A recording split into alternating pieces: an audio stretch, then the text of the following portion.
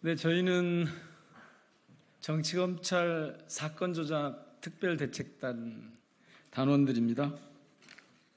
오늘은 조금 전에 검찰이 검찰권, 수사권을 남용해서 EBS에 대한 압수수색이 얼마나 부당한가 라는 말씀들을 두 번이나 이곳에서 말씀드렸는데, 저희는 검찰이 이런 식으로 검찰권을 남용하면서 특별히 사건을 조작하는, 특히 수원지검이 이화영 전 경기부지사에 대해서 이재명 대표에 대한 대북 송금 사건과 연결시키려고 사건을 조작하고 있는 이 문제 때문에 전체적으로 정치검찰이 어떻게 사건 조작을 하고 있는지 진상을 좀 규명하고, 또 거기에 대해서 제도를 개선해야 할지, 어떻게 응징해야 할지, 이런 부분을 논의하기 위한 단위를 저희가 꾸렸습니다.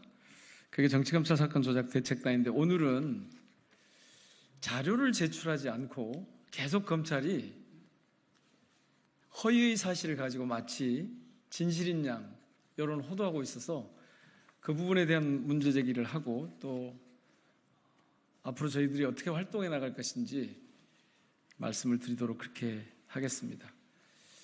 오늘 우선 참석하신 분들 소개해 올리겠습니다. 저는 단장을 맡고 있는 민형배고요. 주철현 의원님 오셨습니다.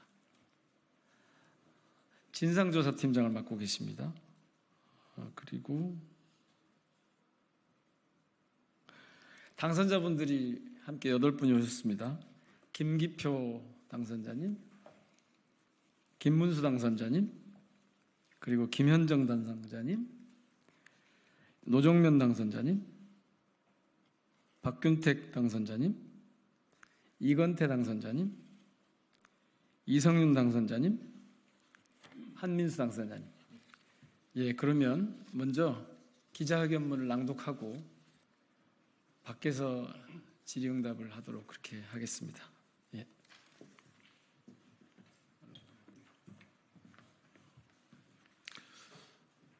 기자회견문을 낭독하겠습니다.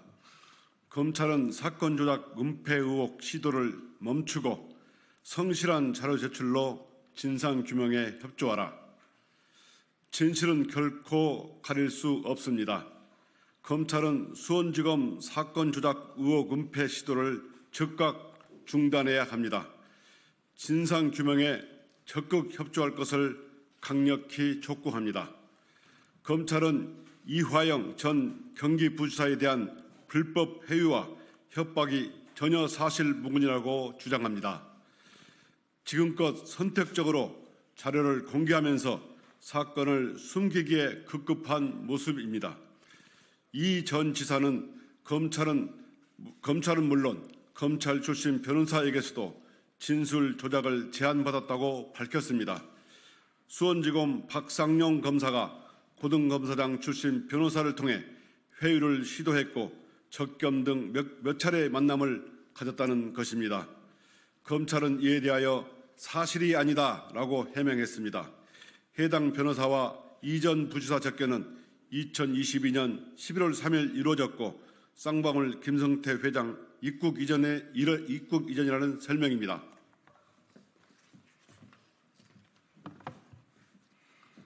그러나 어제 2일 대책단에 입수한 자료를 통하여 검찰의 이와 같은 주장이 거짓임이 밝혀졌습니다.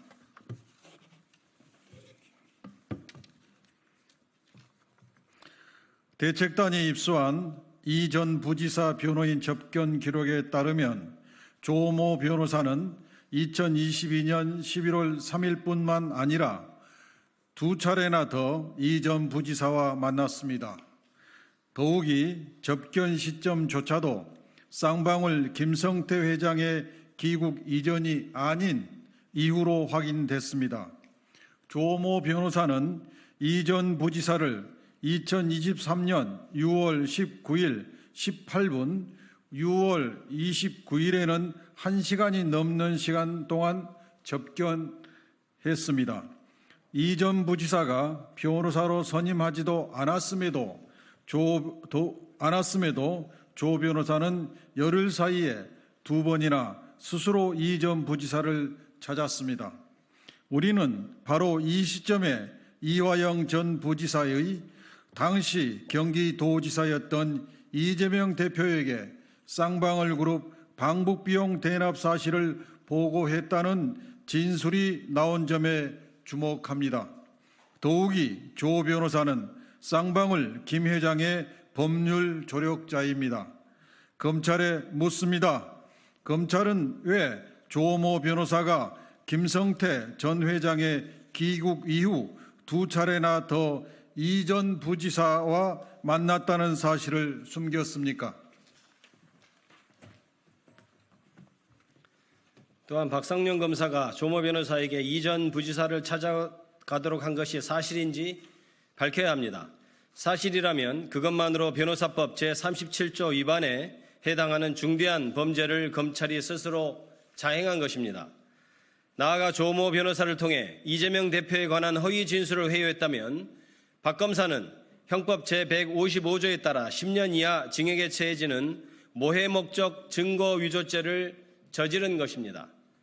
굳이 녹취도 되지 않는 변호인 접견이란 꼼수까지 썼다는 의혹 이외에도 검사실로 이 전 부지사를 몇 차례나 따로 불러냈는지도 밝혀야 합니다. 대책단은 요구합니다. 검찰이 떳떳하다면 자료 제출 요구에 성실히 응하길 바랍니다. 이미 4월 27일에 요구한 김성태, 방용철, 이화영의 출정 기록 및 변호인 접견 기록, 수원지검 출입자 명단, 조사 횟수 등 13개의 13개의 자료를 제출해야 합니다. 진실규명을 위한 기초자료인데 아직 단 한 건도 제출되지 않았습니다.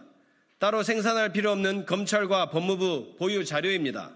절대 제출하기 어렵지 않습니다. 대책단의 활동 목표는 명확합니다.